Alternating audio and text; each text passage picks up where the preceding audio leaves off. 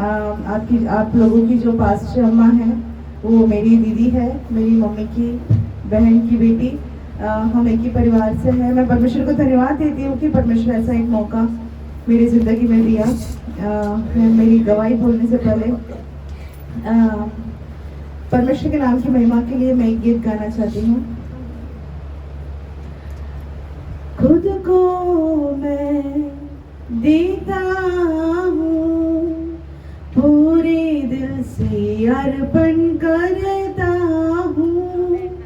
कुम्हार के हाथों में बर्तन समान मुझको बना दे तो मेरे प्रभु। खुद को मैं देता हूँ, पूरे दिल से अर्पण करता हूँ। कुम्हार के हाथों में बर्तन समान मुझको बना दे तो मेरे प्रभु। मैं थक ना जाऊं प्रभु इस जिंदगी में कभी, जब तक ये जान है प्रभु संग तेरे रहना है। मैं थक ना जाऊं प्रभु इस जिंदगी में कभी, जब तक ये जान है प्रभु संग तेरे रहना है। अनुग्रह दे तेरी आत्मा से ताकि बना रहूं मैं सर्वदा। अनुग्रह दे तेरी आत्मा से ताकि बना रहूं मैं सर्वदा। अपनी जान दी है तूने यीशु मैं तेरा हूँ, पीछे ना हट जाऊं मैं, ऐसा दे सामर्थ प्रभु। अपनी जान दी है तूने यीशु मैं तेरा हूँ, पीछे ना हट जाऊं मैं, ऐसा दे सामर्थ प्रभु। खुद को मैं देता हूँ, पूरे दिल से अर्पण करता हूँ। कुम्हार के हाथों में बर्तन समान मुझको बना दे तो मेरे प्रभु। मैं थक ना जाऊं प्रभु इस जिंदगी में कभी, जब तक ये जान है प्रभु संग तेरे रहना है। मैं थक ना जाऊं प्रभु इस जिंदगी में कभी, जब तक ये जान है प्रभु संग तेरे रहना है। Praise the Lord. कई बार ये गाना मैं गुनगुनाती हूँ जब मैं प्रार्थना में रहती हूँ। कई बार हमारी ज़िंदगी में जब हम दिन प्रतिदिन चलते हैं, कई बार हमारी ज़िंदगी में ऐसे विषय आते हैं कि हम सही में अकेले में प्रभु को बोलते हैं कि जैसे एलाइजा ने बोला, प्रभु बस हो गया, अब मैं थक गया, अब मुझसे नहीं होगा। कोई भी मनुष्य को मानसिक रीति में कभी भी वो अकेला नहीं चल सकता ज़िंदगी में। अभी जैसे एक बच्चा, अभी पास्टर जी ने बच्चों का डेडिकेशन किया, अभी हम सब इसी उम्र से आए हैं, सब लोग जिन्होंने भी आज जो बड़े बैठे हैं, सब लोग इसी उम्र से आए। हमको नहीं पता था कि आगे हमारा ज़िंदगी कैसा है। आज मैं 30 साल की उम्र में खड़ी हूँ, मुझे नहीं पता मैं और कितने साल मेरा आगे कैसा, लेकिन आज यहाँ जितने भी लोग मौजूद हैं, हम यही कह सकते हैं कि परमेश्वर हमारे ज़िंदगी के इस राह में हम कभी भी मानसिक रीति में कभी थक ना जाए, हमारा आश्रय सिर्फ आप ही है करके दिन प्रतिदिन हमारा हाथ पकड़ के चलाने वाला, हमारे माता पिता को हमारे साथ चलने का एक लिमिटेशंस है, हमारे पति पत्नी को हमारे साथ चलने का एक लिमिटेशंस है, लेकिन उस सारे लिमिटेशंस को या उस सारे बाउंड्रीज को क्रॉस कर कर हमारे साथ हर वक्त चलने वाला सिर्फ एक ही जन है, वो है हमारा सृष्टिकर्ता। वो कभी भी हमारा साथ छोड़ने वाला परमेश्वर नहीं है। ये मैं ऐसे ही अपने लफ्जों में नहीं कह रही हूँ, मैं आज तक जहाँ तक पर पहुँची हूँ अपने अनुभव के साथ कह रही हूँ कि वो कभी हमारा साथ छोड़ने वाला परमेश्वर नहीं है। मैं अपना गवाही बोलना चाहती हूँ। गवाही बोलने से पहले एक वचन मेरे दिल में आ रहा है, वो ये है कि रोमियो की किताब में लिखा है कि जो परमेश्वर से प्यार करता है उसके लिए जो कुछ भी होता है, जो कुछ भी उत्पन्न होता है वो भलाई के लिए। कितने लोग विश्वास करते कि मेरी जिंदगी में मैं आज कष्ट में भी खड़ा हूँ या मैं आज कष्ट में भी खड़ी हूँ, मेरी जिंदगी में वो भलाई के लिए है। मुझे कोई भलाई नहीं नजर आ रहा है क्या? नहीं, लेकिन परमेश्वर को वो मेरे लिए भलाई के लिए ये उत्पन्न हो रहा है। परमेश्वर का वचन कहता है, बाइबल में लिखा है कि ये वचन जीवित है। मैं जब बचपन में, अपना गवाही बोलने से पहले जब बचपन में वचन पढ़ते थे चर्च में, तो मुझे लगता था बाइबल इज अ स्टोरी, इसमें जितने भी जेनेसिस से लेके रेवलेशन तक जितने भी लिखे सब कथा है। मैं बचपन में ऐसा सोचती थी उम्र में सब, लेकिन जब जिंदगी की राह में परमेश्वर मुझे चलाने लगा, मुझे यकीन हो गया ये स्टोरी नहीं है, दिस इज द रियलिटी, ये सच्चाई है। और इसमें जितने लोगों के बारे परमेश्वर की पवित्र आत्मा ने उत्पत्ति से रेवलेशन तक लिखा है, जो भी मनुष्य के बारे में लिखा है, वो लोग सब उस अनुभव में से गए हैं और परमेश्वर ने उनका साथ नहीं छोड़ा। वो हर परिस्थिति में परमेश्वर ने उनको दिखाया कि मैं तुम्हारे साथ उधर भी खड़ा हूँ करके।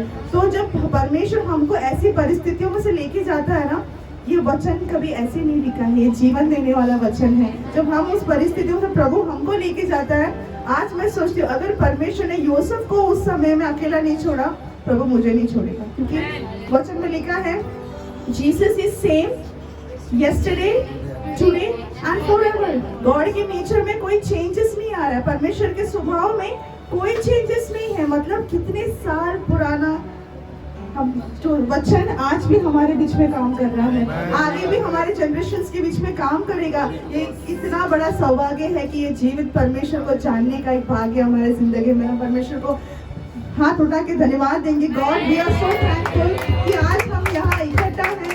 मैं कभी कभी सोचती हूँ मेरी जैसे कितने सारे स्त्री लोग आज डिप्रेशन में से गुजर के जा रहे हैं। परमेश्वर ने मुझे आज यहाँ लाके खड़ा है तो सिर्फ उसकी कृपा है कि मैं आज आप लोग के सामने खड़ी हूँ। तो मैं कभी भी आप लोग के सामने आज खड़े रहने की कोई काबिलियत मेरे अंदर तो है ही नहीं। तो विश्वास करती हूँ कि परमेश्वर ने मुझ पर दया दिखाया है। God did favour on me. परमेश्वर ने हमारे सबके ऊपर दया दिखाया है कि ये सच्चाई जानने के लिए प्रभु ने हमारे लिए भाग्य दिया। मैं अपना गवाही बोलना चाहती हूँ। मेरा नाम जरन अब्राहम है। मेरा जन्म एक मसीही परिवार में हुआ। मेरा जन्म होने से पहले मेरे मम्मी पापा विश्वास में नहीं थे, क्रिश्चियंस थे, मगर वो लोग रोमन कैथलिक चर्चेस में जाते थे। उनका बैकग्राउंड रोमन कैथलिक से है और मेरे पेरेंट्स केरला को बिलोंग करते हैं। और मेरे घर में मुझे मम्मी पापा, मुझे एक बड़ी बहन है, हम 2 बेटियां हैं मेरे पापा मम्मी को। और एक मसीही परिवार में जन्म लेने के लिए प्रभु ने मेरी जिंदगी में भाग्य दिया। मैं ये बोलना चाहती हूँ कि मेरी मम्मी जब मुझे गर्भवती थी 6 महीने में, तभी मेरी मम्मी बपतिस्मा ली है। और उनका भी अनुभव साक्षी है कि वो कैसे विश्वास में आए। तो जब वो विश्वास में, जब वो मुझे कैरिंग थी, जब मैं मम्मी के पेट में थी, तभी मम्मी ने बपतिस्मा लिया। तो उसी प्रकार मैं एक विश्वासी परिवार में जन्म ली हूँ। और मेरे घर में जैसे मैंने कहा मम्मी पापा और एक मुझे बहन है। तो बचपन से ही संडे स्कूल जाना, जैसे आज बच्चे संडे स्कूल टेस्टिमनी बोल रहे थे, वैसे मैंने भी बचपन से किया है। तो परमेश्वर ने यीशु को जानने का एक भाग्य प्रभु ने मेरी जिंदगी में दिया। और मेरा जन्म कल्याण में ही हुआ है, मैं कल्याण की रहने वाली हूँ। और मेरा स्कूल भी यही हुआ, मैं वाणी स्कूल में पढ़ी हूँ। और यहीं पे मेरा परवरिश सब यही कल्याण में ही हुआ। ये मेरा ही गांव है, इसलिए मुझे मैं अपना टेस्टिमनी आज मैं बहुत ओपनली बात कर रही हूँ। यहाँ पे मैं जहाँ शेयर करती हूँ इतना डिटेल में नहीं बोलती हूँ मैं, लेकिन ये मेरा ही जगह है, मैं इधर ही पली बड़ी हूँ। तो बचपन से ही मेरे पापा दुबई में काम करते थे। तो मुंबई एयरपोर्ट में जब उनको छोड़ने के लिए और लेने के लिए जब हम परिवार समेत जाते थे तो मैं इंडियन एयरलाइंस के ऑफिसर्स को एयरपोर्ट में देखा करती थी। तो मेरी ज़िंदगी में मुझे ऐसे इच्छा था बचपन से कि बड़ी होने के बाद मुझे इंडियन एयरलाइंस में जॉब करना है, मुझे वहाँ पे नौकरी चाहिए करके। तो जब मैं 7th स्टैंडर्ड में पहुँची, 7वीं कक्षा में पहुँची, तो हमारे स्कूल में वाणी में स्पोर्ट्स को बहुत एनकरेजमेंट मिलता था। मैं स्पोर्ट्स में अच्छी थी प्रभु की दया से, तो मम्मी और स्कूल के टीचर्स लोग सब मुझे एनकरेज करके स्पोर्ट्स में मैंने ज्वाइन किया। मैं वुमेन्स क्रिकेट टीम में और हैंडबॉल टीम में खेलती थी। मैंने अपना नेशनल तक खेला है। और मेरा तो जैसे मैंने कहा कि मेरा एक ही लक्ष्य था, मुझे इंडियन एयरलाइंस में जॉब चाहिए। उसके लिए मैंने बहुत मेहनत किया है। मेरे 7th स्टैंडर्ड से लेके 10th पास हुई वाणी से, मुझे बिरला में एडमिशन मिला, मुझे स्पोर्ट्स कोटा में एडमिशन मिला बिरला में। तो मैं बिरला टीम के लिए भी मैं खेला करती थी। तो बिरला में ऐसा है कि रेलवे में इंडियन अपना रेलवे से और इंडियन एयरलाइन से स्टाफ लोग आते थे, ऑफिसर्स लोग आते थे कि जो 12वीं कक्षा में स्पोर्ट्स में जो भी है उनको सेलेक्ट करते थे वो लोग और उनको जॉब ऑफर करते थे। 12th के बाद आपको जॉब मिल जाएगा या तो इंडियन एयरलाइंस में या रेलवे में। तो जब मैं 12th में पहुंची तो इंडियन एयरलाइंस से ऑफिसर्स लोग आए। हम 35 गर्ल्स थे, उसमें से हम 3 लड़कियों का सिलेक्शन हुआ, उसमें से एक व्यक्ति मैं थी। तो जब वो सिलेक्शन होते ही मैं इधर पीछे वाले मेरी दीदी के पीछे वाले सोसाइटी में रहते थे, हमारा घर पहला था, जानते हो, काफ़ी लोग जानते होंगे मेरी मम्मी को। तो जब वहाँ पे मैं कॉलेज आया है, भाग के घर में आई, बोला मम्मी सिलेक्शन हो गया। तो आप लोग मेरा खुशी का वो इमेजिन कर सकते, क्योंकि जिस चीज़ के लिए मैंने इतना मेहनत किया है 7th स्टैंडर्ड से लेके, बचपन से चाहा, वो प्रभु ने मुझे दिया। तो मम्मी पापा तो बहुत खुश थे। मगर यहाँ मैं एक बात बताना चाहती हूँ, मैंने कहा मैं मसीही परिवार में जन्म लिया है, तो जो भी प्रभु के दास दासियाँ मेरे घर में आते थे, मेरी मम्मी को देख के हमेशा बोलते थे कि मेरे भाई, मैं उनको भैया बुलाते, प्रभु के दास, उन लोग सब सुने हैं, हम सब एक ही चर्च में थे। जो भी प्रभु के दास दासियाँ आके बोलते थे, मेरी दीदी भी जानती है कि आंटी आपको 2 बेटियां हैं, स्वर्ग गवाह है आज, आपको 2 बेटियां हैं, उसमें से एक जन परमेश्वर के राज्य के लिए करके। मैं और मेरी बहन में 7-8 साल का अंतर है। मैं हमेशा उसको देख के बोलती थी बुलावट मुझ पे नहीं है, बुलावट तुझ पे है करके, क्योंकि मुझे सेवकाई में ऐसा कोई इच्छा ही नहीं था। मुझे बोलते ना, नामदारी मसीह है, यीशु को जाना है, बस प्रार्थना करना उतना ही है, लेकिन यीशु को गहराई में कभी मैंने जाना नहीं था मेरी जिंदगी में। तो जब मैं वापस घर में आई तो हमारे घर में प्रभु के दास बैठे हुए थे पहले से। तो मैं घर में आई, प्रार्थना के लिए बैठे, परमेश्वर की वाणी पहले मेरी मम्मी को सुनाया, मेरी बहन को सुनाया, फिर मेरी तरफ मुड़े। वो केरल से आए हुए प्रभु के दास थे। मुझे मलयालम इतना अच्छे से नहीं आता क्योंकि मैं यहाँ पली बड़ी हूँ, तो घर में बात करते हैं, लेकिन केरला का मलयालम मुझे इतना समझ में नहीं आता है।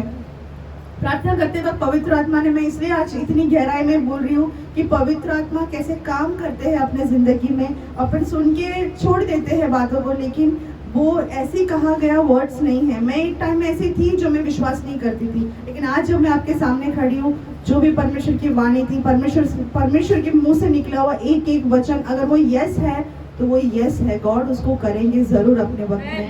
तो वहाँ पे जब वो प्रभु के दास पवित्र आत्मा से बोले तो मुझे पूछे आप अभी क्या कर रही हो करके, तो मैंने कहा इंडियन एयरलाइंस का जॉब। वो खुशी, मैंने उनको बोला कि मैं इंडियन एयरलाइंस के जॉब का वेट कर रही हूँ करके। तुरंत पवित्र आत्मा ने उनके द्वारा बोला, परमेश्वर ने तुम्हें इस दुनिया के प्लेन में उड़ने के लिए नहीं बुलाया है, परमेश्वर ने तुम्हें स्वर्गीय प्लेन में उड़ने के लिए बुलाया है करके। मुझे कुछ समझ में नहीं आया, उन्होंने मलयालम में कहा ये, तो मुझे समझ में, मैंने तुरंत बोला पास्टर अंकल मैं तो स्पोर्ट्स में हूँ करके। तो उन्होंने मुझे कहा गॉड ने तुम्हें दुनिया के ट्रैक में दौड़ने के लिए नहीं बुलाया है, गॉड ने तुम्हें स्वर्गीय ट्रैक में दौड़ने के लिए बुलाया है करके। मुझे तभी भी समझ में नहीं आया। पवित्र आत्मा ने बहुत ही स्पष्ट तरीके से मुझे कहा कि 12th स्टैंडर्ड खत्म होते ही तुम सीधा बाइबल कॉलेज में जाओगी पढ़ाई के लिए, क्योंकि तुम्हारे ऊपर सेवकाई का बुलावट है करके। परमेश्वर ने तुम्हें उसी उद्देश्य से इस दुनिया में भेजा है करके। वो 16 साल की उम्र में मुझे वो परमेश्वर की वाणी जो बचपन से ही सुन के आ रहे, अच्छा बुलावट मेरे ऊपर है करके, मुझे वो अंगीकार करना उस मोमेंट में बहुत मुश्किल था, क्योंकि मैंने किसी और चीज की चाहत रखी। परमेश्वर ने मुझे वो दिया भी। अब प्रभु मुझे ऐसे दौरान में लाके खड़ा किया है, यू चूज, अभी आप चुनो कि तुमको कहाँ मुड़ना है करके। कई बार परमेश्वर हमको ऐसे जगह पर लाके खड़ा करता है कि चॉइसेस गॉड हमारे हाथ में देता है। एक परमेश्वर का इच्छा होता है और एक अपनी इच्छा होता है। से दो जगह पर लाके प्रभु ने मुझे खड़ा किया उस वक्त में। मैं आज जब मेरी ज़िंदगी को पीछे मुड़ के देखती हूँ, मैं परमेश्वर को धन्यवाद देती हूँ। अगर मैं आज इंडियन एयरलाइंस के पीछे उस टाइम अगर मैं जाती, तो आज मैं कभी भी आप लोगों के सामने खड़ी नहीं रहती। और मैं ये भी विश्वास करती हूँ, मैं डेफिनेटली आज एक डिप्रेशन पेशेंट हो जाती, मैं मसीह से कहीं दूर चली जाती। मैं होती भी क्या शायद मुझे पता नहीं, क्योंकि परमेश्वर ने मुझे ऐसे ही रास्ताओं में से लेके गया जहाँ पे कोई मनुष्य का हाथ नहीं आ सकता है, सिर्फ परमेश्वर का हाथ ही वहाँ पहुँच सकता है। मैं परमेश्वर को आज धन्यवाद देती हूँ कि 12th होते ही मैंने इंडियन एयरलाइंस को हटा दिया, मैं सीधा बाइबल कॉलेज गई पढ़ने के लिए। मैं 4 साल मेरा बाइबल कॉलेज ट्रेनिंग मैंने केरला से कंप्लीट किया और 2012 में मैं ग्रेजुएट हुई। 2013 में मेरा शादी हुआ। मेरे हस्बैंड का नाम पास्टर रिजो अब्राहम मैथ्यू, वो उनका घर हैदराबाद में है। और हमारा शादी 2013 में हुआ। तभी हम 2013-14 हम लोग कलकत्ता में थे। New India church of God बोल के एक ऑर्गेनाइजेशन है, वहाँ पे हम लोग चर्च मिनिस्ट्री में थे, चर्च का मिनिस्ट्री करते थे। 2015 में परमेश्वर ने हमको पहला बेटा दिया, इसका नाम जोशया है इसका नाम। गॉड ने पहला बेटा 2015 में दिया। 2016 में हम लोग वापस कल्याण में बॉम्बे वापस आए। हम लोग 2017 हुआ तो मेरा सेकंड प्रेगनेंसी हुआ। मेरे सेकंड प्रेगनेंसी में थोड़ा कॉम्प्लिकेशंस था। 8वां महीना तक प्रेगनेंसी गया। 8 महीना पहुंचते ही बच्चा पेट में मर गया। तो 8 मंथ में जब बच्चा पेट में मर गया तो तुरंत इमरजेंसी सिजेरियन करके बच्चे को बाहर निकाला तो बच्चा मरा हुआ था पहले से। 8 मंथ एक लड़की थी, बेटी थी। तो ये जो बात हमारी ज़िंदगी में हुआ, ये हम दोनों को बहुत हिला के रख दिया एकदम से। मानसिक रीति से हो, आत्मिक रीति से हो, हर तरीके से हम बहुत ही कमज़ोर हो गए। मतलब निराशा ज़िंदगी में आ गया उस समय पे। मेरे से भी ज़्यादा मेरे हस्बैंड को था, क्योंकि नॉर्मली सब चाहत रखते, एक बेटा हुआ तो एक बेटी का चाहत हर पिता रखता है। तो बेटी थी हाथ में नहीं है करके उनको ज़्यादा तकलीफ हो गया। और हम दोनों भी फास्टिंग में बैठे। 2017 की बात है। हमने परमेश्वर से बोला, प्रभु आप जो बोलेंगे हम वो करने के लिए तैयार है करके। ऐसे 2018 में मैं मेरे हस्बैंड और बड़ा बेटा हम लोग मध्य प्रदेश में पिपरिया बोल के एक जगह है, वहाँ पे एक कॉलेज है, इंडियन इवेंजेलिकल टीम बोल के एक ऑर्गेनाइजेशन है, उनका बाइबल कॉलेज है। वहाँ पे हम लोग गए एज अ फैमिली। और वहाँ पे हम लोग, मेरे हस्बैंड पास्टर्स ट्रेनिंग डिपार्टमेंट में लीडरशिप पे गए और वहाँ पे हम लोग सेवकाई में थे। 2019 में मेरा 3rd प्रेगनेंसी शुरू हुआ और 3rd प्रेगनेंसी का 5वां महीना हुआ तो मेरे हस्बैंड ने बोला कि डिलीवरी इस बार हैदराबाद में करेंगे, तो पहला मम्मी के पास यहाँ पे कल्याण में आके फिर हैदराबाद जाएंगे करके। तो हमें यहाँ बॉम्बे आने से पहले हमारे कॉलेज में एक मीटिंग हुआ, लेडीज़ मीटिंग था। वहाँ पे किसी प्रभु के दास आए थे तो मुझे भी बुलाया गया था। तो परमेश्वर की वाणी ऐसा बोला कि मुझे ऐसा बोला कि आने वाले कुछ ही समय में आप आपके मुंह से गवाही बोलोगी, मैं और मेरा परिवार यहाँ तक पहुँचने के लिए हम क्या योग्य है बोल के तुम कलीसिया के सामने तुम गवाही बोलोगी करके। मैंने वो परमेश्वर की वाणी सुनी। हम लोग ट्रेन चढ़े, मैं तो भूल गई, मेरे दिमाग से चला गया था वो बात में। हम लोग गाड़ी चढ़े, बॉम्बे कल्याण पहुँचे। कल्याण छोड़ के 2 दिन के बाद मेरे हस्बैंड वापस चले गए। मुझे फीवर स्टार्ट हुआ यहाँ पे, और फीवर इतना ज़्यादा हो गया कि मैं यहाँ पे गायनेक को जहाँ पे दिखा रहे थे वहाँ पे उन्होंने मुझे एडमिट किया। 3 दिन वहाँ पे था। तीसरा दिन मेरा सारा टेस्टिंग किया, उनको कुछ पता नहीं चल रहा कि मुझे क्या बीमारी है करके। और पापा मम्मी थे, हस्बैंड चले गए वापस। तो पापा मम्मी जब पूछ रहे तो उन लोग भी बोल रहे सारा टेस्टिंग, डेंगू से लेके मलेरिया सारा टेस्टिंग किया है, मगर मेरा फीवर नहीं जा रहा है, मेरा हेडेक नहीं जा रहा है। और मेरा जो सांस लेने का जो अपना सैचुरेशन लेवल रहता है वो ड्रॉप होते जा रहा है, वो गिरता जा रहा है, मुझे सांस लेने में दिक्कत हो रहा है। और डॉक्टर ने मम्मी को बोला 3 दिन के बाद कि अगर इनका हालत ऐसी है तो हम या तो बच्चा या तो माँ, हम किसी एक को बचाएंगे। फिर बोल रहे हम आईसीयू में डालेंगे, नहीं हुआ वेंटिलेटर में डालेंगे। तो जब एक माता पिता ऐसा सुनते हैं वो लोग एकदम से घबरा गए। तो जहाँ जिस चर्च में यहाँ जाते हैं वहाँ के एक आंटी, वहाँ पवाई हीरानंदानी में आंटी काम करती है, नर्स है, वो मुझसे मिलने के लिए आई। तो ये सारी चीज़ें जो मैं बोल रही हूँ ना, ये सही तरीके से किसी ने किसी को बुलाया नहीं था। लेकिन जैसे पवित्र आत्मा हर जगह पर काम कर रहे थे ना, उस आंटी वहाँ आना, मुझे देखना, मेरी मम्मी को बोल रही है इनको इसको टाकीकार्डिया है, मतलब इसको सांस लेने में दिक्कत हो रहा है, अभी डिस्चार्ज लो, पवाई में लेके जाते हैं करके। मतलब सारी चीज़ों में गॉड एकदम कंट्रोल में था। उस समय में भी तुरंत मुझे यहाँ से डिस्चार्ज किया, पवाई का हीरानंदानी में मुझे लेके गए। जैसे वहाँ पे पहुँचे, मुझे पहला वार्ड में वो लोग एडमिट किए। दूसरे दिन तुरंत उन्होंने मुझे वहाँ से वार्ड से हटा के आइसोलेशन वार्ड में डाला। आइसोलेशन से एक ही कमरे में डाल दिया मुझे, और जो भी मुझे मिलने आ रहा है वो मास्क पहन के आता था। तभी 2019 की बात है, कोरोना कुछ है नहीं तभी। तो मैं सोची कि ये लोग मास्क पहन के क्यों ऐसे आ रहे हैं मुझसे मिलने के लिए, और कोई बता नहीं रहा है कि मुझे क्या है। मैं ऑक्सीजन में हूँ, और मेरे हस्बैंड को बुलाया गया वापस मध्य प्रदेश से। तो उस टाइम स्वैब लेने के लिए, अभी कोरोना के लिए स्वैब लेते ना नाक से और मुंह के अंदर से, तो वो लैब टेक्नीशियन आई वहाँ पे। तो मैंने उनसे पूछा कि मुझे क्या बीमारी है करके। तो उन्होंने बोला कि डॉक्टर को डाउट है कि आपको H1N1 फ्लू है करके, स्वाइन फ्लू है करके। सच बोला तो जब मैंने वो सुना तो हिंदी में से बोलते कि ये अब क्या है करके, क्योंकि या तो माँ या तो बच्चा बचेगा बोला। मैंने प्रभु से बोला, प्रभु दूसरा बच्चा खोकर ज़्यादा वक्त नहीं हुआ है, 2017 में मेरा सिजेरियन था सेकेंड वाला। अब तीसरा बच्चा में भी या तो माँ या तो बच्चा ही रहेगा, ऐसा बोला। तो मेरे सहने से बढ़कर था। मैं उस कमरे में गॉड से ये बोली, तभी मुझे याद आया कि पवित्र आत्मा ने जो कॉलेज में मैं निकलने से पहले जो प्रभु की वाणी थी कि तुम आने वाले दिनों में गवाही दोगे कि मैं और मेरा परिवार यहाँ तक पहुँचने के लिए क्या योग्य है करके। मुझे वो परमेश्वर की वाणी याद आई। मैं बोली, गॉड अगर ये मैं विश्वास करती हूँ, किसने बोला नहीं है विषय, अगर ये आपने बोला है ये मैं विश्वास करती हूँ करके। मुझे कोई फ्लू नहीं है करके मैं विश्वास करती हूँ, आप मुझे बच्चा भी दोगे ये मेरा विश्वास है करके। वहाँ पे प्रार्थना किया, पता चला मेरा लोअर रेस्पिरेटरी ट्रैक, लंग्स नीचे का भाग पूरा इन्फेक्टेड है करके पता चला एक्सरे लेने के बाद।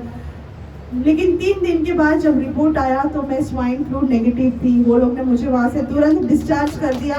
मेरा फीवर कुछ गया नहीं था, मगर मैं विश्वास करती हूँ कि स्वर्ग सच्ची में, मेरा बॉडी भले ही स्वाइन फ्लू का सिम्टम्स दिखा रहा था, मगर परमेश्वर ने वहाँ उतर के आके अपनी महिमा दिखाया कि वो साथ छोड़ने वाला परमेश्वर नहीं है। वो 2019 में वो बेटा जो है जोनाथन, परमेश्वर ने उसको मेरे जिंदगी में दान दिया है। सबसे बड़ा मिरेकल है वो मेरे जिंदगी में, जहाँ पे मेडिकल साइंस बोलता है कि इट्स नॉट पॉसिबल, ये नहीं हो सकता है, वहाँ सब यीशु उतर के आके मेरी जिंदगी में किया है कि जहाँ पे मेडिकल बोला है ये नहीं होगा, यीशु ने प्रूव करके दिखाया है कि सृष्टिकर्ता मैं हूँ करके, मैं देने वाला परमेश्वर हूँ करके।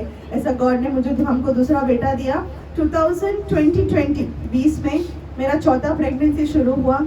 तो चौथा प्रेगनेंसी तो मुझे मेडिकली बिल्कुल भी अलाउड नहीं है, क्योंकि मेरा ऑलरेडी 3 सिजरियन हो चुका है।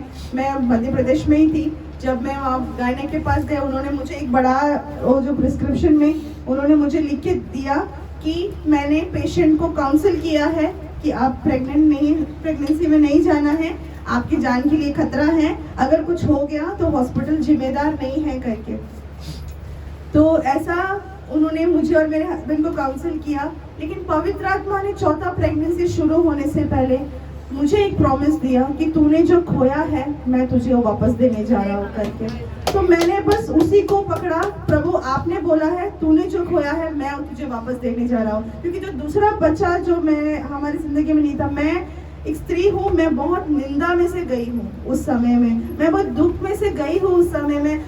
भले ही किसी मनुष्य के सामने मैंने नहीं दिखाया है, मगर मेरे आंसुओं को जरूर स्वर्ग ने देखा है। मैं आज आपको ये कहना चाहती हूँ कि इंसान के सामने रोने से कोई मतलब नहीं है। अगर आपके आंसू प्रभु के सामने गिरता है तो उसको बहुत वैल्यू है। मैं अपनी जिंदगी के अनुभव से बोल रही हूँ। वचन में लिखा है कि my days are return in your books, मेरे दिन आपके पुस्तक में लिखा गया है। कई बार हम बोलते हैं कि माता नसीब भर है, लीला है, तो मेरे नसीब में ये लिखा हुआ है। मसीह लोगों को कोई नसीब नहीं है। हमारे जिंदगी का हर एक दिन, दावीद ने लिखा, my days are counted in your books, मेरा दिन आपके पुस्तक में लिखा गया है। मैं कितने साल जीऊंगी, मैं कहाँ जीऊंगी, मैं हर पल कैसे रहूंगी, मेरे ईश्वर ने ये लिख के रखा हुआ है। और वो भी नहीं, वचन में ये भी लिखा है कि मेरे आंसू आपने आपके बोतल में करके रखा है करके। तो हमारे गिरने वाले आंसू कोई भी, प्रभु के सामने गिरने वाले आंसू कोई भी व्यर्थ नहीं है। तो उसी प्रकार जब फोर्थ प्रेगनेंसी स्टार्ट हो गया तो मैंने मेरे हस्बैंड को बोला नहीं, गॉड ने बोला है कि जो तूने खोया है मैं तुझे वापस, मैंने विश्वास के साथ कदम आगे बढ़ाया और प्रेगनेंसी कंटिन्यू हो गया। मार्च महीना पहुंचा, 2021 की बात है, मार्च महीना पहुंचा। मैं मेरे दोनों बच्चों को एक शाम का वक्त तक मैं उनको डिनर दे के, मेरे हस्बैंड कुछ काम से बाहर खड़े हुए थे कॉलेज के कुछ काम से, तो मैं डिनर दे के मैं जैसे बाहर आई, बेडरूम में कर्टन था, बेडरूम से मैंने बाहर आया, मैंने देखा नहीं बच्चे का एक खिलौना बाहर रखा हुआ था। मेरा 7वां महीना चल रहा था, मैंने पैर गलती से उसके ऊपर रखा और मैं फिसल के गिरी। मैं इतना उछल के गिरी कि मुझे वो गिरने में मुझे लगा कि सब कुछ खत्म हो गया करके, क्योंकि मैं तुरंत खुद से मैं उठ नहीं पा रही हूँ। मैंने केविन को बोला पापा को बुलाओ करके, वो भाग के आए, वो मुझे उठाए, बेड तक जाके बिठाया। मैंने उनको बोला कि नहीं नहीं हॉस्पिटल जाना है। करीबन 8:30 की बात है और जिस जगह पर हम रहते हैं ना वो सिटी से 25 किलोमीटर अंदर है, हम फॉरेस्ट एरिया में रहते हैं, फॉरेस्ट एरिया में है कॉलेज, तो वहाँ से हमको जाना है सिटी में 25 किलोमीटर। तो मैंने उनको बोला नहीं नहीं अभी जाना ही है, बिकॉज मेरे से भी ज़्यादा मुझे पेट में जो बच्चा है उसके बारे कंसर्न हो गई मैं। हम लोग गए हॉस्पिटल में, डॉक्टर को दिखाया और मुझे इतना दर्द है ना, मैं बोला स्पोर्ट्स में है, हम कई बार गिरे हैं, कई बार चोट लगा, मगर इस बार जो मेरा गिरना था वो बहुत ही भयंकर था। मतलब मुझे लगा कि मुझे फ्रैक्चर है करके, लेकिन मुझे बिल्कुल भी मेरा एक पैर भी एक कदम आगे रखने के लिए नहीं हो रहा है खुद से। मुझे किसी का हेल्प चाहिए, हेल्प के बिना मैं टॉयलेट भी नहीं जा पाती थी उस वक्त में। गायनेक को दिखाया, बच्चे को देखा, बच्चे को कोई प्रॉब्लम नहीं है, बच्चा सेफ है पेट के अंदर। तो मुझे बोला कि अगर ये 3 दिन से अगर आपको दर्द ज़्यादा है तो डेफिनेटली आपको हेयरलाइन फ्रैक्चर है करके डॉक्टर ने बोला। वो सीढ़ियाँ उतरते वक्त मुझे दर्द इतना था कि आंसू गिर रहे थे दर्द की वजह से। तो मैं उतरते उतरते बोली परमेश्वर मैं विश्वास करती हूँ कि ये मेरे शरीर में कोई, मैं प्रेग्नेंट हूँ, फ्रैक्चर हूँ, तो मैं आप सोच सकते कि हम कोई प्लास्टर कुछ नहीं कर सकते कहीं भी। तो लेकिन मैं परमेश्वर को धन्यवाद देती हूँ क्योंकि परमेश्वर 3 दिन से भी ज़्यादा दिन ना जाते हुए परमेश्वर ने मुझे पूरी तरीके से चंगाई दिया। मैं वापस उठ के खड़ी हो गई और जो अप्रैल महीना जो था, अप्रैल 10 तारीख को मेरी मम्मी का कॉल आ रहा है कल्याण से कि हम मध्य प्रदेश तुम्हारे पास आ रहे हैं, मेरा 8वां महीना शुरू हो चुका है। और मैंने बोला अभी मत आओ क्योंकि कोरोना का केस इधर सबसे ज़्यादा चल रहा है बॉम्बे में। तो मम्मी मेरा बात ना सुनते हुए मम्मी मध्य प्रदेश की तरफ गाड़ी चढ़े। अप्रैल 12 तारीख को पहुँचे। 12 तारीख को पहुँचने के बाद उस दिन मेरे हस्बैंड को फीवर स्टार्ट हो रहा है। हस्बैंड को पहला फीवर हुआ, 2 दिन के बाद मेरे दोनों बच्चों को फीवर है, मुझे फीवर है। ऐसे हम चारों भी बीमार हो गए घर में। और हमारे कॉलेज में उस टाइम नियम था जो भी बाहर से आता है उनको क्वारंटाइन बैठना है। तो हम जिस घर में रहते हैं उसके जस्ट बाजू वाले घर में मेरे पेरेंट्स क्वारंटाइन में हैं। हमारा घर का परिस्थिति मैं लफ्ज़ों में बयान नहीं कर सकती, इतना खराब हो चुका था। हम चारों बीमार की अवस्था में, हमारा डेली हॉस्पिटल आना जाना और सबसे ज़्यादा तकलीफ मेरे हस्बैंड को हो रहा है। और उसके बाद उसी हफ्ते में हमारे यहाँ मैंने जैसे कहा कि मेडिकल फैसिलिटी इतनी अच्छी नहीं है, वहाँ से होशंगाबाद जाना है, उधर से भी 1-1.5 घंटा दूर है। वहाँ गए, वहाँ कंसल्ट किया, दवाई लेके वापस आए, फिर भी कोई फ़र्क नहीं है। उसके बाद लेकिन परमेश्वर ने दोनों बच्चों को पूरी तरीके से चंगाई दी। मैं आज भी सोचती हूँ कैसे हुआ मुझे पता नहीं, ये दोनों बच्चों को परमेश्वर ने पूरी तरीके से चंगाई दिया। जैसे ये लोग दोनों ठीक हो गए, मैंने मम्मी पापा के पास इन बच्चों को दे दिया, ये सोचते हुए कि मैं मेरे हस्बैंड को अभी देख सकती हूँ करके। और हमारा शादी होके 7.5 साल हो गया अप्रैल में लास्ट ईयर। मैंने कभी भी उनको ऐसा हॉस्पिटल में एडमिट होते हुए तो मैंने कभी देखा ही नहीं है, और वो ज़्यादा दवाई में आश्रय रखने वाला व्यक्ति नहीं है। और वो हमेशा बोलते थे कि परमेश्वर हमको चंगाई देने वाला परमेश्वर, उनका विश्वास वैसा था। तो मैं जाके उनको दवाई देना, स्टीम लेने के लिए देना, और शारीरिक तौर से मानसिक तौर से मैं तो पूरी तरीके से कमज़ोर हो चुकी थी उस वक्त में। अप्रैल 19 को रात को करीबन डिनर देने के बाद मैं 12 बजे के आसपास का टाइम था, मेरे याद सही है तो मैंने उनको डिनर दिया। मैं उनको बोली अगर आपको किसी भी चीज़ की ज़रूरत हो मुझे रात को बुलाना, मैं ज़रूर आऊँगी। बोल के मैं अपने बेडरूम में जाके बैठी। मैं बेडरूम में जाके बैठी तो मुझे प्रार्थना करना है, मगर मुझे ताकत नहीं है प्रार्थना करने के लिए। मुझे प्रभु से बात करना है, मुझे बात करने के लिए भी उस वक्त ताकत नहीं है। मुझे सिर्फ मेरे आंखों में आंसू के अलावा मुझे वर्ड्स नहीं है गॉड के सामने बोलने के लिए अब। तो मैं वहाँ बैठी और मैं थोड़ी देर बैठ के दवाई लिया, मैं लेट गई, मैं सो गई। करीबन 20 तारीख अर्ली मॉर्निंग 3 बजे के आसपास मेरे हस्बैंड ने जोर से मेरा नाम बुलाया और मैं भाग के उनके पास गई। तो पहला शब्द उन्होंने मुझे बोला, जरिन तू एम्बुलेंस को बुला करके। तो जैसे मैंने पहले कहा कि मैंने कभी भी उनको हॉस्पिटलाइज देखा नहीं है। जो इंसान मेडिसिन में बिलीव नहीं करता, मेडिसिन लेता नहीं, अगर वो इंसान बोल रहा है एम्बुलेंस को बुलाओ, तो मुझे खुद को समझ में आ गया कि चीज़ें अभी हाथ से निकल चुकी है सब कुछ करके। मैंने तुरंत ऑक्सीमीटर लगा के उनके हाथ में देखा तो उनका सैचुरेशन 65 लेवल तक पहुंच चुका है। सांस लेने का जो काउंट है वो 65 पहुंच चुका है। तो मैंने तुरंत कॉलेज के सर को बुलाया और तुरंत गाड़ी भोपाल के लिए निकलने के लिए तैयार हो गया। तो मैं, मेरे हस्बैंड, कॉलेज के 2 भाई लोग थे साथ में, हम लोग भोपाल की तरफ गए। करीब 28 को मॉर्निंग 7 साढ़े 7 बजे हम लोग सबसे पहले तभी, क्योंकि हम लोग इतने अंदर रहते हैं फॉरेस्ट एरिया में, तो बाहर क्या चल रहा है हमको कुछ पता नहीं है। तो लॉकडाउन स्टार्ट हो गया करके पता चल गया, कोविड का सेकेंड वेव है करके बाहर जाने के बाद पता चल गया। तो जब हम उसी हफ्ते में जब हम RT-PCR करने के लिए हमको कहा गया था, मैंने ये कोरोना का जो एक कोविड का जो देश गुजर के गया है, मैंने इसको बहुत फेस टू फेस देखा है, ये चीज़ है क्या करके। क्योंकि जब हम लोग RT-PCR करने गए, हम लोग उस गवर्नमेंट हॉस्पिटल में गए, तो वहाँ पर इतना भीड़ था कि पैर रखने को भी जगह नहीं है। और डेड बॉडीज तो ऐसी हॉस्पिटल के बाहर ऐसे ही पड़े हुए हैं, उसका कोई हकदार कोई भी नहीं है। वो देखेगा तो ही इंसान डर जाएगा वो सब चीज़ देखकर। मैंने मेरे हस्बैंड को बोला RT-PCR करना नहीं, हम वापस जाएंगे। हम लोग इनको CT स्कैन करने के लिए कहा गया। CT स्कैन करने के लिए एक हॉस्पिटल में गए, वहाँ तो पैर रखने के लिए भी जगह नहीं है, इतना भीड़ था। सब जगह लोग सिर्फ खांस रहे हैं और जो भी बात कर रहा है फ़ोन में यही बोल रहे हैं कि हम लोग कोविड पॉजिटिव है। और उस टाइम कोविड पॉजिटिव सुनते ही एक डर सा आ जाता है अंदर। मैंने बोला CT स्कैन करना नहीं है, हम वापस चले जाएंगे। ऐसे हम लोग जब भोपाल पहला जब हम उस प्राइवेट हॉस्पिटल में गए, सबसे पहले उन्होंने हमसे पूछा आपका RT-PCR दिखाओ करके, जो कि हमारे पास है नहीं, हमने RT-PCR किया नहीं है। तो उन्होंने बोला कि एक तो हमारे हॉस्पिटल में बेड नहीं है, और उस टाइम ऐसा उधर जाने के बाद पता चला कि कोई भी हॉस्पिटल्स में बेड है ही नहीं करके, और RT-PCR किए बिना कोई एडमिट करेगा भी नहीं करके। और जब मैं मुड़ के देख रही हूँ मेरे हस्बैंड की तरफ, उनका हालत इतना ख़राब होते जा रहा है जैसे कि हम बहुत लंबा किलोमीटर्स दौड़ के आने के बाद जो हम सांस लेते हैं, उसी प्रकार वो मेरे साइड में खड़े लेके सांस लेके बोल रहे मुझसे अब नहीं होगा नहीं होगा करके। मैंने ज़िंदगी में पहली बार, हमको बोलते ना किसी के सामने हाथ जोड़ने की नौबत मेरी ज़िंदगी में आई। मैंने उनके सामने हाथ जोड़ के बोला सर मेरे को आपके हॉस्पिटल में बेड नहीं चाहिए, ऑक्सीजन स्टार्ट करो करके। उन लोग अपना प्रोटोकॉल छोड़ने के लिए तैयार नहीं थे।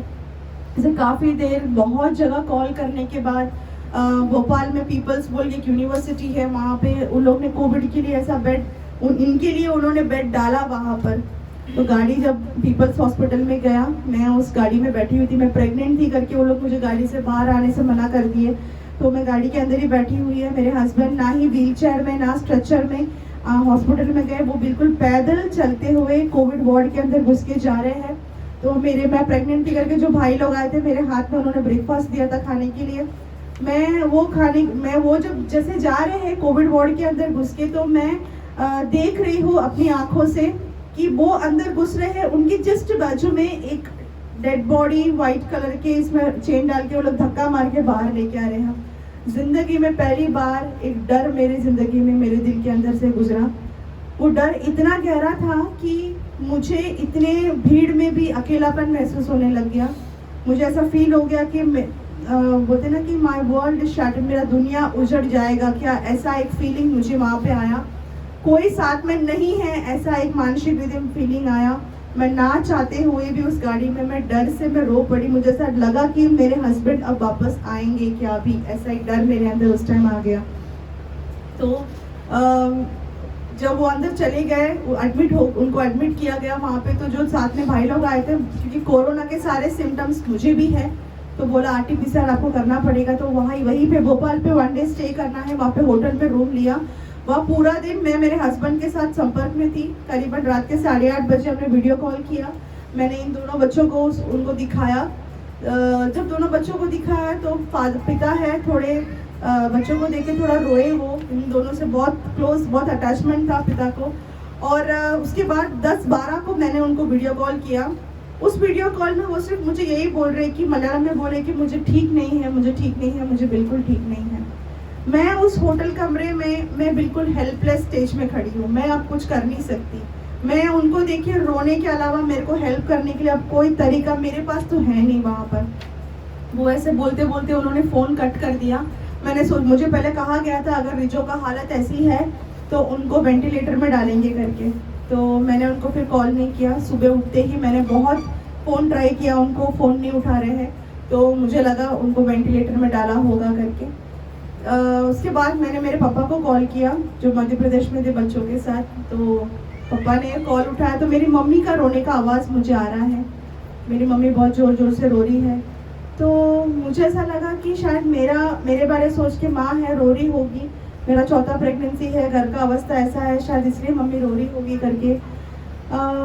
कुछ बताया नहीं मुझे उस वक्त में, तो मैं पापा से पूछ रही हूँ मम्मी क्यों रो रही है, पापा कुछ बोल नहीं रहे। उसके बाद मैंने बहुत लोगों को कॉल किया, बहुत सारे लोगों को कॉल किया, मगर कोई मुझे मेरे हस्बैंड का अपडेट कोई बता नहीं रहा है। लास्ट में मैं नीचे 2 भाई लोग जो साथ में आए थे, मैं उनके पास जाके पूछी ब्रदर कुछ पता है क्या आपको, तो वो भी कुछ बोले नहीं सिस्टर आप ऊपर जाओ, हमको थोड़ी देर में जाना है अभी करके। फिर वापस जब कमरे में आई, उस भोपाल के उस होटल रूम में जब वापस में आई, मेरे साथ उस रूम में कोई नहीं है। मुझे लगा कि कुछ तो हुआ है, मगर मुझे कोई बता नहीं रहा है। मुझे एकदम श्योर हो गई मेरे दिल के अंदर कि कुछ तो हुआ है, मगर कोई कुछ बता नहीं रहा है करके। मैं बहुत देर बैठी, मैं सोची, मैं अपने इमोशंस को बता नहीं सकती, मैं बहुत डर चुकी थी।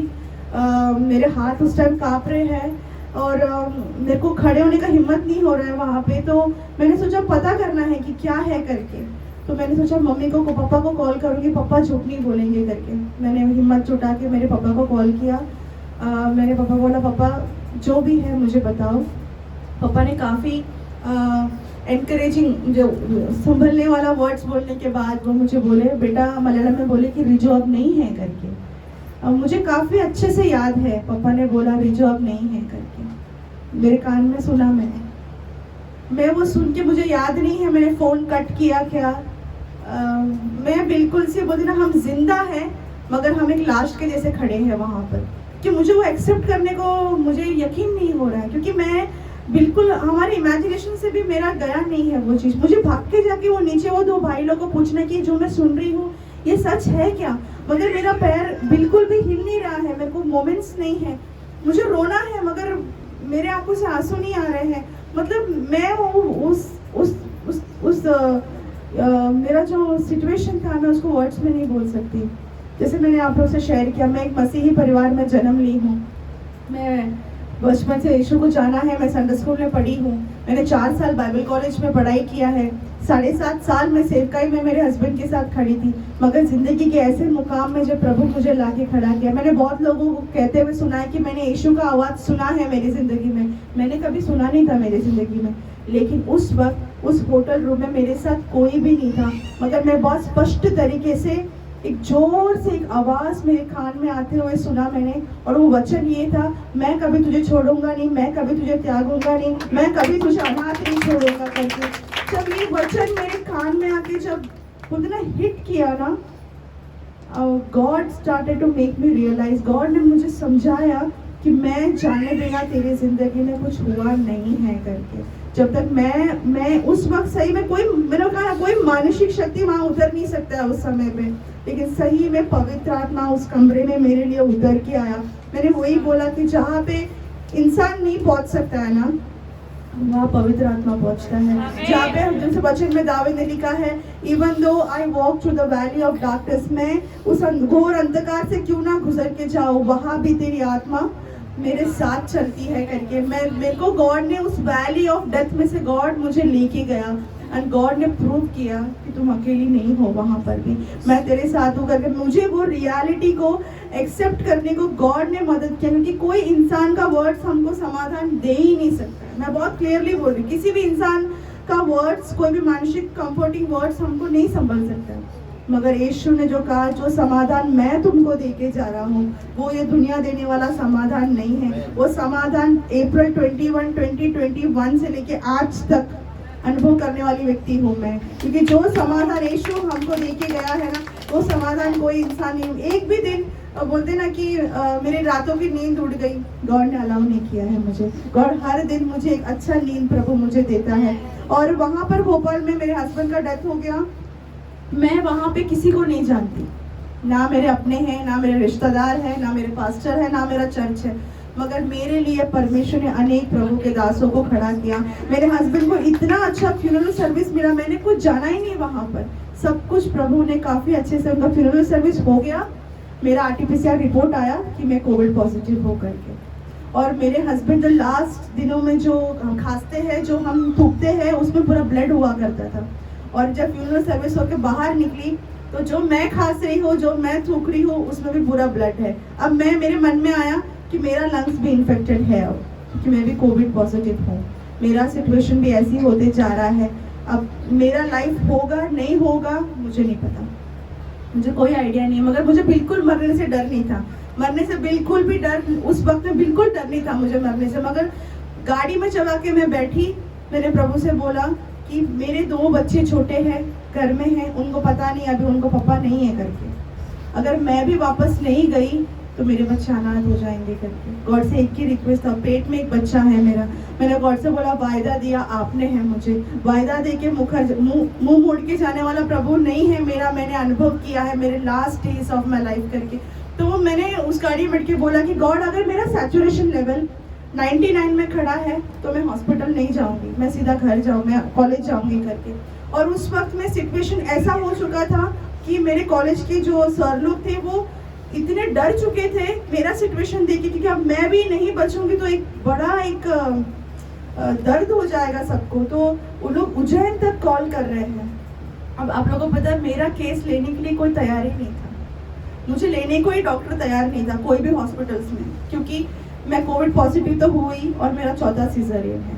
तो ये रिस्क कोई हॉस्पिटल्स उज्जैन तक लेने के लिए तैयार ही नहीं है। मतलब डॉक्टर्स ने भी हाथ छोड़ दिया, डॉक्टर्स भी हाथ छोड़ देते हैं, मगर यीशु कभी अपना हाथ नहीं छोड़ेगा।